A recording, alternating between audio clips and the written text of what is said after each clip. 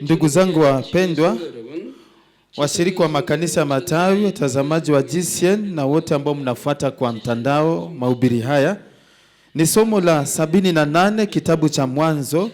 Kwenye somo lililopita nilimalizia kuelezea laana ambazo Mungu aliweka juu ya Hawa na nyoka. Sasa ikawa ni wakati wa Adamu sasa. Maneno ambayo Mungu alinena juu ya Adamu utapata kwenye Mwanzo 3:17 mpaka 19. Kwanza kabisa Mwanzo 3:17 inasema, akamwambia Adamu, kwa kuwa umesikiliza sauti ya mke wako ukala matunda ya mti ambao nilikuagiza nikisema usiale.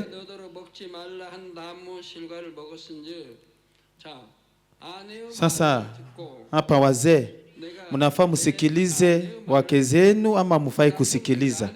Juu anakemewa kwa kuwa umesikiliza sauti ya mke wako. Unafaa usikilize ama? Unafaa usikilize ama ufai?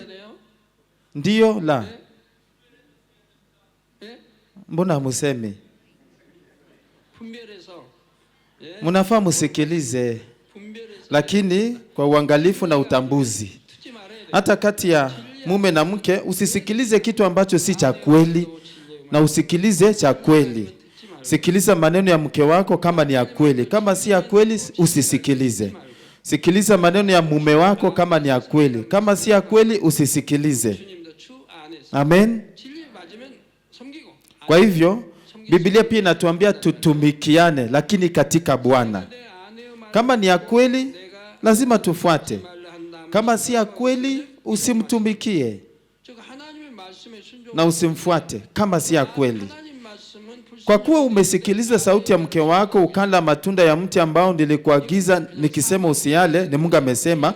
Kwa maneno mengine, Adam alifaa kutii maneno ya Mungu, lakini badala yake alitii maneno ya mke wake ambayo hayakuwa ya kweli. Wengi wenu mmekumbana na hali kama hizi. Hebu tuelewe hali hii kupitia ujumbe wa leo. Kama mzazi anaenda kinyume na neno la Mungu, haufai kumsikiliza. Lakini as long as haendi kinyume na neno la Mungu, unafaa umheshimu na usikilize maneno yake. Kwa nini tufanye hivyo? Kwani nani mkuu zaidi? Hakuna yeyote aliye juu zaidi ya Mungu Mwenyezi. Kwa hivyo lazima kwanza utii neno la Mungu kwanza. Kwa kuwa umesikiliza sauti ya mke wako ukala matunda ya mti ambao nilikuagiza usiale, Mungu amesema. Kwanza Mungu anaelezea dhambi ya Adam kwa kusema umekula tunda kwenye mti ambao nilikukataza usile. Na anaelezea hali ya makosa yake kwa kusema umesikiliza sauti ya mke wako. Mungu wetu ni Mungu wa usahihi kabisa.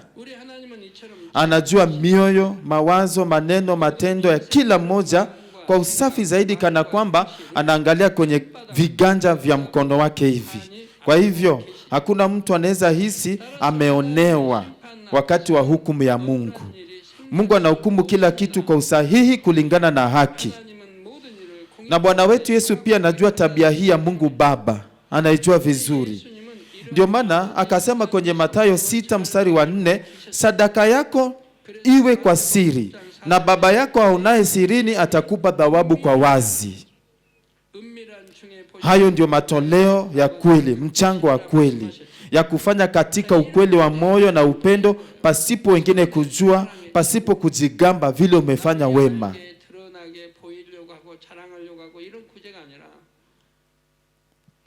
Unafaa ufanye kwa ukweli wa moyo na kwa upendo wa kweli.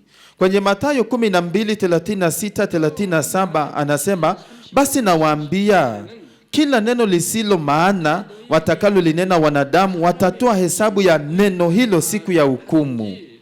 Haijalishi ni neno la upuzi wowote ambao umesema, unadhani baadaye utasema, hapana, ilikuwa ni mchezo tu, ni mzaha tu. Hiyo haitakubalika.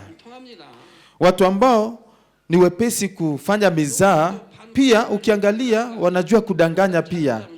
Nusu ya mzaha wao ni kudanganya, ni uongo.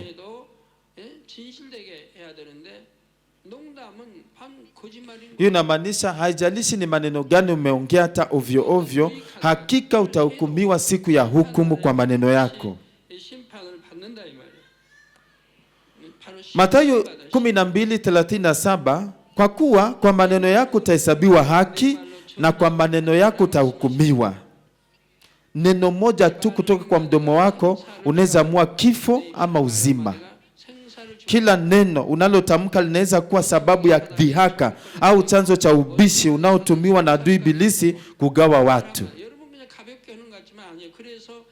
Unaweza wazia umesema tu kirahisi rahisi, lakini kusema kweli si rahisi rahisi. Kama kuna upungufu kama huu, rekebisha. Maneno rahisi kama yale yatakuletea dhiki na shida na tabu pale mbele. Kwa hivyo, haijalishi uko wapi na ni wakati gani, unafaa utafute wema peke yake. Amen. Naomba ufurahie kutenda wema katika matendo, si kwa uoga, kwa kujilazimisha, hapana, lakini kwa imani ya kwamba hata tendo ndogo la wema utazawadiwa. Sasa Mungu anaendelea kusema kwenye Mwanzo 3:17, ardhi imelaaniwa kwa ajili yako, kwa uchungu utakula mazao yake siku zote za maisha yako.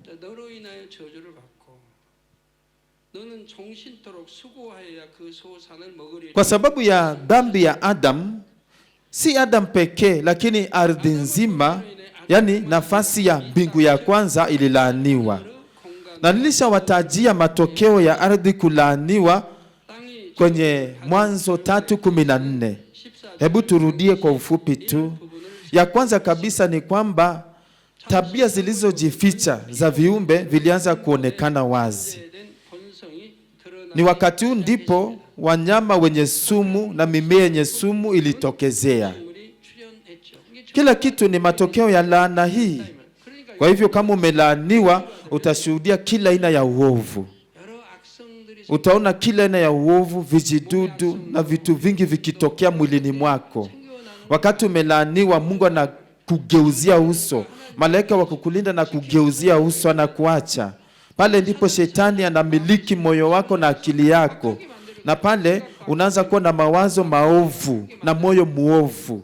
Unaelewa vibaya hata vitu vidogo vidogo. Unasikia vibaya, unaudhika na hatimaye unakasirika. Yani kila aina ya uovu inatokezea ndani yako. Je, kuna yeyote ambaye ako namna hii vile naelezea? Basi unafaa utubu mara moja na ukiri na ufunge na ujiepushe na mambo kama yale yote.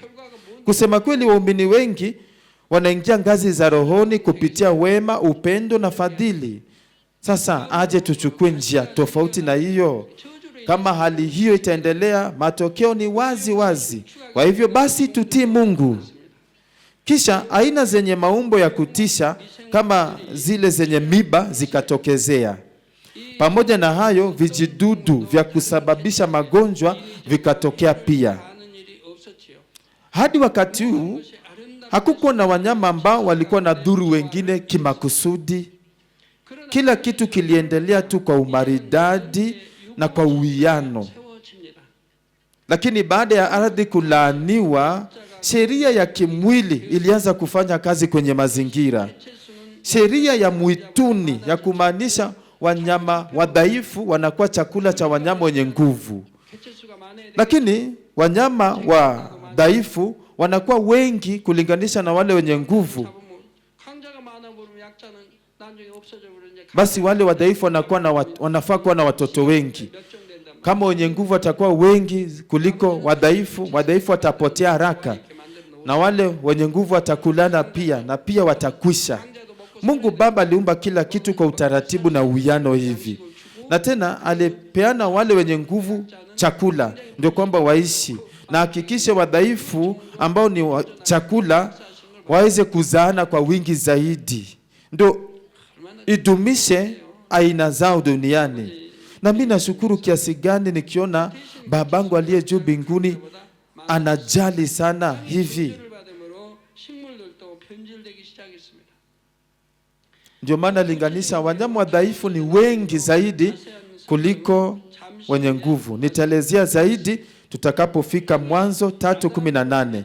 Baada ya ardhi kulaaniwa kutokana na dhambi ya Adam, ni Adam ndio aliathiriwa zaidi na matokeo ya laana. Kama vile tu Mungu alisema, kwa uchungu utakula mazao yako siku zote za maisha. Kwa hivyo bila kazi Adam hangepata chakula zaidi. Hakuhitaji kufanya kazi ndio apate chakula kwenye bustani ya Eden. Kama kiumbe hai hakuhisi hata njaa. Kila wakati akitaka kula anachuma tunda kwenye mti na anakula.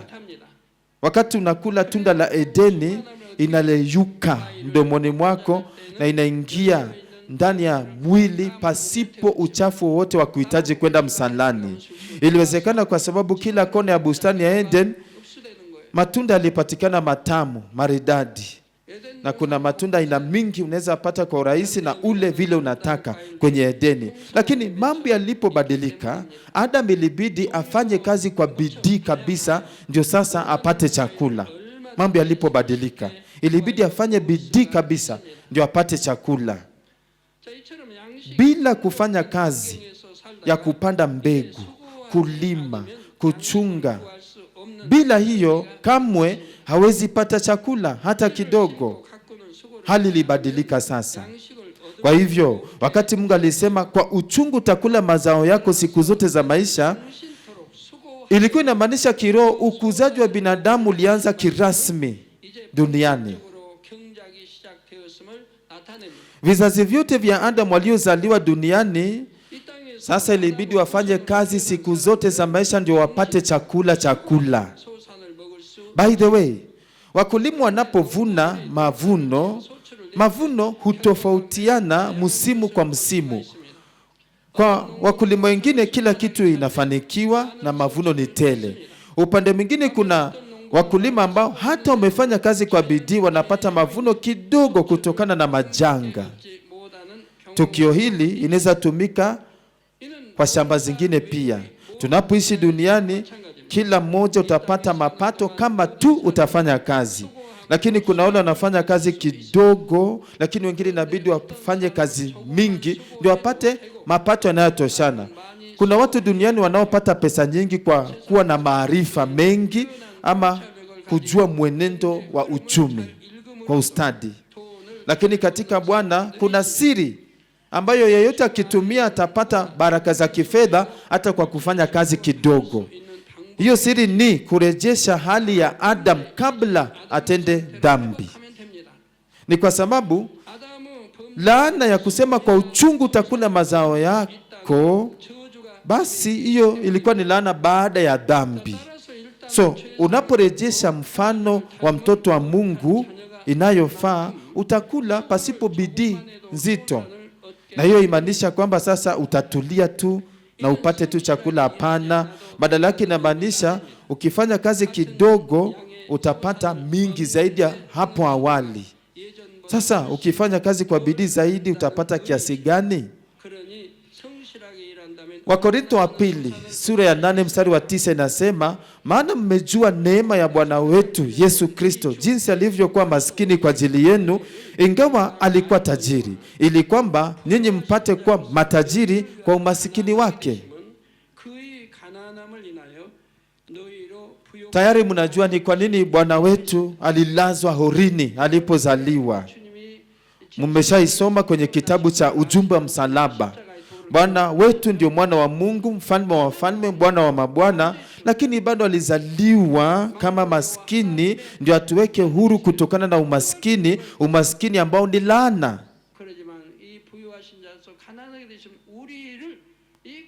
Kwa ajili yetu alifanyika maskini ili kwamba tufanyike matajiri kupitia umaskini wa mwana wa Mungu mwenye nguvu zote. Kwa hivyo Mungu tayari ameshatukomboa kutokana na laana hii ya umaskini, ametufanya tajiri. Hatufai kuwa maskini. Ni mapenzi ya Mungu tuwe matajiri. Lakini kama kuna muumini ambaye hayuko tajiri, ni kuombaomba, kopa, ni kumaanisha ako chini ya laana ya Mungu. Na kama laana hiyo itaondolewa, hakuna vile utabaki kuwa masikini. Kikawaida unafaa kuwa tajiri. Na waraka wa 3 wa Yohana 1:2 pia inasema, mpendwa, naomba ufanikiwe katika mambo yote na kuwa na afya njema kama vile roho yako ifanikiwavyo. Waraka wa 3 wa Yohana 1:2 ambayo nimesoma imeanza kwa kusema mpendwa. Ukasikia imesema mpendwa ndani ya Biblia, hebu ikumbuke vizuri. Inataja baraka kwa wale ambao wanapendwa na Mungu. Naomba katika nyanja zote mufanikiwe na muwe na afya njema kama vile tu nafsi zenu zinavyofanikiwa. Wakati nafsi yako inafanikiwa, Bwana wetu na watu wote mbinguni wanaombea biashara zenyu zifanikiwe. Watu ambao hawako wema katika roho, wanatenda dhambi, wanakosa kutii mapenzi ya Mungu, watateseka magumu na hata watakuwa maskini. Hakuna mtu ataishi kwa neno la Mungu na ateseke, hakuna. Ni kwa sababu tamaa na ubinafsi imezama ndani yako na imepita hata kipimo ambacho kinafaa. Sasa ni magumu yanakuja. Nafsi yako inavyozidi kufanikiwa kama vile ya Adam kabla atende dhambi, basi roho yako itatawala nafsi na mwili, kila kitu. Na matokeo ni gani? Utafanikiwa katika mambo mengine yote na hata utakuwa na afya njema. Washirika wetu wengi ni mashahidi wa jambo hili. Wengine wamefanikiwa, wengine hawakufanikiwa. Kila kitu kilienda mrama kabla aje kanisani, lakini alipokuja kanisani akapokea Yesu Kristo, akapokea msamaha wa dhambi, akawa mtoto wa Mungu, akashuhudia mabadiliko katika maisha. Unapoishi kulingana na neno la Mungu na ujazo wa Roho Mtakatifu, baraka zitamiminika kazini na katika biashara na kila mahali. Wakati mwingine mnatukuza Mungu kwa kupokea baraka ambayo ni kubwa zaidi ya kazi ambayo umefanya. Natumai kila mmoja utaelewa kanuni hii ya baraka. Naomba musiteseke, musiwe na wasiwasi wa chakula, mavazi ama makao, lakini muishi katika utele mnapokuzwa huku duniani. Kwa jina la Bwana wetu Yesu Kristo nimeomba. Sasa hebu tuangalie Mwanzo 3:18. Mungu pale anasema michongoma na miba itakuzalia. Hapa michongoma na miba inaashiria vitu viwili.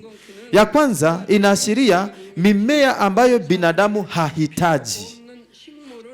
Matokeo ya dhambi ya Adam ni laana ilishukia ardhi, na kiasili ardhi ambayo ilikuwa yenye rutuba nzuri ikaanza kuchafuka hatua kwa hatua. Mimea ambayo haikuhitajika ikaanza kumea. Wakati Adam alilima shamba na kukuza mimea, magugu ilianza kutokezea tena na tena. Adam ilibidi ang'oe magugu ndio apate mazao aliyokuwa nataka.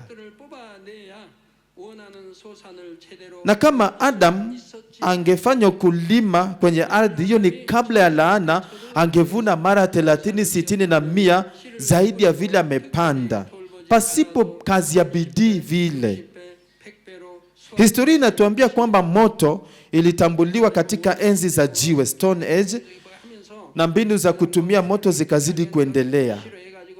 Lakini Mungu sasa alifunza binadamu jinsi ya kulima kuanzia mwanzo. Wanahistoria, mko hapa? Taifa lenyu la Kenya lilitambua moto lini? Moto litambuliwa lini? Ukulima ulianza lini kwenye taifa lenu? Watu wamekuwa kilima kuanzia mwanzo. Kwa hivyo si kweli ya kwamba teknolojia ya kulima atilianza majuzi. Hapana, ilianza mwanzo kabisa. Mungu alishafunza binadamu jinsi ya kulima.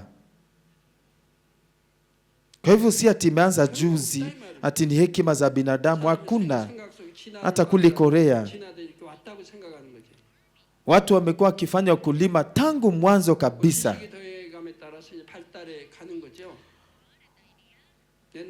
Unajua, mageuzi ni mawazo ya kibinadamu, lakini binadamu wameanza kulima kuanzia mwanzo na mbinu za kulima zimekuwa zikiendelea. Korea pia ilikuwa katika enzi za chuma, Iron Age. Chuma ilifanya mataifa kuwa matajiri na wenye nguvu, na watu walifanya kila aina ya vifaa vya kulima kutokana na chuma, kila aina ya silaha kutokana na chuma. Walifanya utafiti, wakabuni vitu kama upanga ambao hawezi shika kutu, ama silaha za vita zinazoweza haziwezi kutobolewa. Ndio unasikia bulletproof. Taifa letu kupitia utafiti ukazidi kupata nguvu. Ndio hata mshale ukapita kwenye silaha, basi mshale ule ni bure. Na watu wamezidi kufanya utafiti zaidi na zaidi kuhusu mishale. Na kupitia hiyo taifa limezidi kupata nguvu na utajiri, na utafiti unazidi kuendelea na vifaa vingi zaidi vinazidi kutokezea.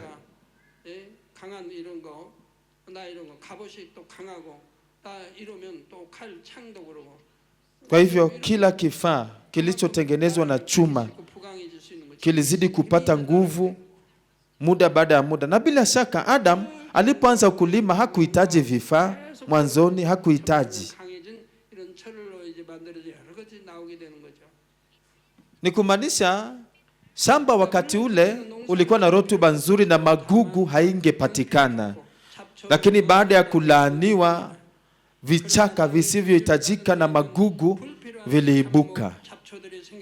Ndio kwamba sasa upate cha kukula, ilibidi sasa Adam alime, ang'oe magugu. Michongoma na miba inaashiria vichaka na magugu ambayo yanazuia mimea kukua. Michongoma na miba kiroho inamaanisha uovu ambao ulianza kukua ndani ya moyo wa Adam. Kabla Adam atende dhambi hakuwa na uovu wowote moyoni. Alikuwa na maarifa ya roho pekee. Lakini baada ya kutenda dhambi, hata hivyo, uovu ulipandwa ndani ya moyo wake na ikakua kama vile michongoma na miba. Katika mfano wa shamba ambayo Yesu alisema, kuna mbegu ambazo zilianguka kwenye miba na miba ikakua na ikadunga mbegu zile. Vile vile uovu ambayo ni michongoma na miba ilipokuwa ndani ya moyo wa Adam ikadunga roho yake. Wakati Adam alifukuzwa akakuja duniani, Mungu aling'oa pumzi ya uhai mingi, kabaki katone kidogo tu. Ndio maana wakati michongoma na miba ya uovu ilipokuwa ndani yake, pumzi ya uhai haingefanya kazi ndani yake inavyofaa. Hiyo ni vile kusema vizazi vyake pia waliozaliwa duniani ni vile vile. Hata kama wamezaliwa na mbegu ya uhai, juu imezungukwa na nguvu za kimwili, haiwezi fanya kazi ya kiroho na kuzidi kufanya. Ni pale tu tunapopokea Yesu Kristo, tunapokea msamaha wa dhambi na kuzaliwa upya kwa Roho Mtakatifu, pale tu ndipo mbegu ile ya uhai inaamuka na inachipuka na inaanza kazi. Ndio kwamba roho hiyo izidi kuendelea na izae matunda, basi inahitajika tung'oe michongoma na miba yote ndani ya moyo. Kwa maneno mengine, kila aina ya uovu lazima ing'olewe ndani ya moyo. Pale tu ndipo tunda la Roho litazaliwa kwa utele ndani ya moyo. Na ndio maisha ya kweli katika imani. Waibrania inataja vipi kuhusu moyo na imani? Inataja kuhusu moyo wa kweli na hakikisho la utimilifu wa imani. Sasa nini kinatendeka ukishatimiza moyo wa kweli? Utakuwa na hakikisho timilifu la imani. Na imani hii ni tofauti sana na imani ya watu wameokoka juzi juzi, wageni katika imani. Baada ya kuwa na moyo wa kweli, pale ndipo utapata hakikisho la utimilifu wa imani. Moyo uliosafishwa wenye ukweli kabisa. Pale ndipo utakuwa na imani ya kweli kabisa. Hakuna uongo, hakuna chuki, hakuna mawazo mabaya ndani ya moyo. Basi pale imani timilifu ambayo itafanya kila kitu itendeke kulingana na imani yako, vile Bwana alisema. Wazee wote mkiwa na imani kama hiyo, kila kitu mtafanya na itafanyika kulingana na imani yako. Haijalishi shamba ni kubwa kiasi gani, ikijazwa na magugu ni ovyo. Ni vile vile na moyo wa binadamu. Haijalishi uko na nguvu, mamlaka, umaarufu, utajiri kiasi gani, kama moyo wako umejazwa na maovu, uko mtu bure kabisa mbele za Mungu. Ndio maana nawahimiza mulime sana shamba la mioyo yenu. Kwa nini unazidi kuishi katika magumu na machungu na umaskini? Ukafanyika mtoto wa kweli wa Mungu, hakuna haja ya kubaki umasikini. Kwenye Biblia Agano Jipya na Kale kuna maneno mengi ya baraka kwa ajili ya watoto wa Mungu, watu wa kiroho. Iwe ni Agano Jipya ama la Kale, umehakikishiwa baraka kama mtoto wa Mungu. Ukiingia rohoni utafurahia baraka zile. Kuna watu wengine utasikia wakikwambia soma Kumbukumbu la Torati 28, hata wajui baraka zile zitakuja aje. Wanasema juu imejazwa na baraka, so soma. Ni kusoma tu. Wanasema soma tu, wewe utaona baraka zikikuja, soma tu. Lakini wanasoma hakuna baraka zinakuja. So ujumbe huu Kumbukumbu la Torati 28 inatuambia nini? Inatuambia tufanikiwe kwa roho kwanza. Kwanza ingia rohoni kwanza. Pale ndipo baraka zitakuja, uingiapo uondokapo. Baraka za kukopesha si za kukopa. Baraka za kuwa kichwa si mkia. Lakini ukaishi kinyume na neno la Mungu, laana za kila aina zitakukujia. Ni magonjwa, ni tuberculosis. Ukatenda dhambi ya mauti, magonjwa ya mauti yatakufuata.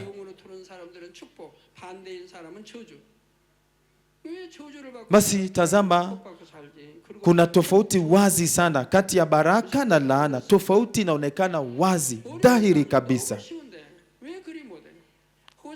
Hosea 10:12 inasema, jipandieni katika haki, vuneni kwa fadhili, uchimbueni udongo wa mashamba yenu, kwa maana wakati umewadia wa kumtafuta Bwana, hata atakapokuja na kuonyeshea haki.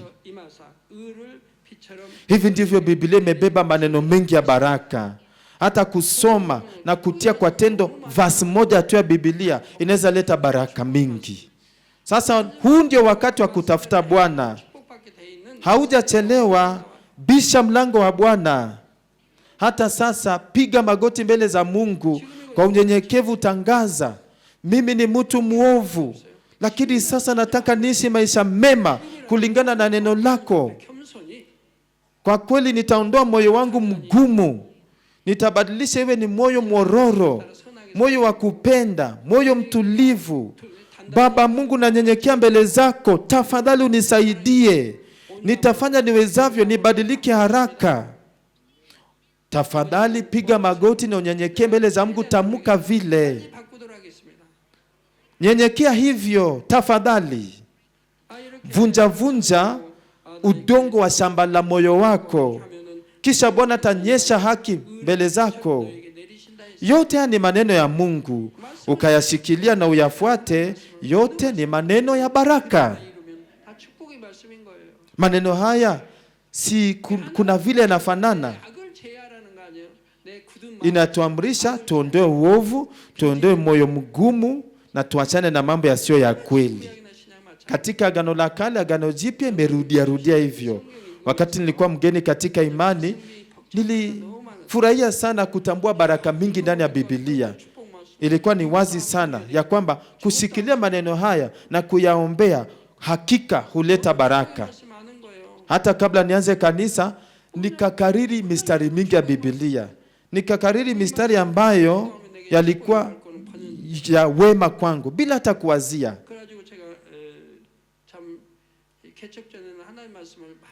Nilikariri mistari mizuri ndani ya Biblia na nikatia akilini mwangu, moyoni mwangu. Hata kukariri mstari mmoja pekee ni baraka.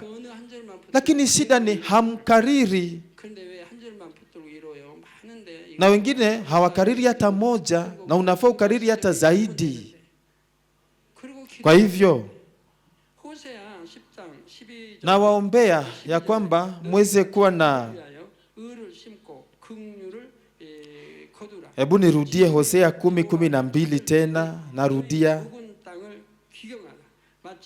Maneno haya yote ni maneno ya Mungu, mkiashika yatakuwa maneno ya baraka. Kwa hivyo naomba uwe na shamba mzuri ya baraka ya kuzaa matunda 9 ya Roho Mtakatifu kwa utele, badala ya kuwa na shamba ya mwili ya kuleta michongoma na miba ndani yako. Hallelujah, Almighty God, our loving Father. Please lay your hands on all believers who are receiving this prayer now. Show your works and transcend the time and the space on those who are receiving this prayer through GCN, internet, and satellite TV in branch churches and the local sanctuaries, and all other children of God around the world. Give them the faith to believe from the heart to drive away negative thoughts and doubts, all tests and trials. From head to toe, all organs, joints, nerves, tissues, and the cells, whatever the sick part may be, burn with them the fire of the Holy Spirit and the original light. In the name of the Jesus Christ, I command the enemy devil and the Satan, all disease, germs, and the viruses, go away like calm. Please scorch all their incurable disease with the fire of the Holy Spirit. Drive away all endemic disease, including malaria, all infectious disease, including cold, flu, and the fever. Go away. Protect them from all kinds of germs and viruses. Heal them of all stomach, lung, liver, breast, uterine, and the intestinal cancers, AIDS, leukemia, cerebral stroke, high and low blood pressure, diabetes, thyroid problem, and the heart, lungs, and the women's disease, and all inflammations go away.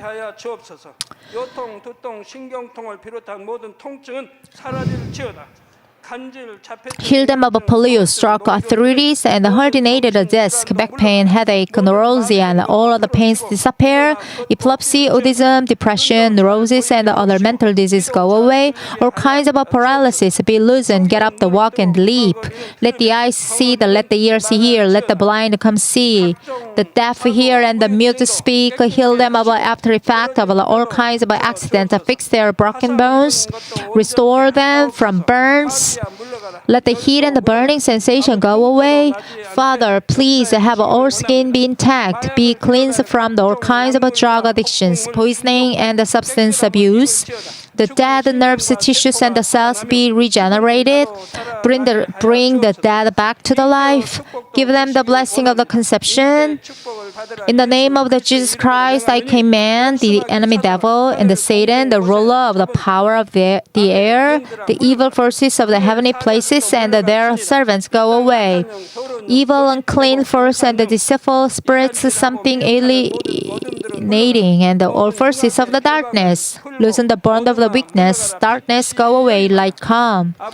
Father God, give them strength to cry out in prayer and the power to cast off sins and become sanctified as their soul prosper. And let all things go well with them, and let their families be evangelized. Protect them from all kinds of accident and disaster throughout this week, and bless them to lead a prosperous life without any problems, with the fiery wall of the Holy Spirit, the heavenly hosts, and the angels, and with your blazing eyes. Protect all your children and the family, workplace, and the business field. Please let students have a wisdom and a smartness, and have them be willing to study with forward. Please do not let them lose their heart to worldly things, and let them love God more fervently. Whether your children eat or drink and whatever they do, let them live a life glorifying your Father God. Let them be able to testify about the living God, saying, I've met and experienced God, and received His answer and blessings. Father, thank you. Be glorified alone. In the name of the Lord Jesus Christ, I pray. Amen.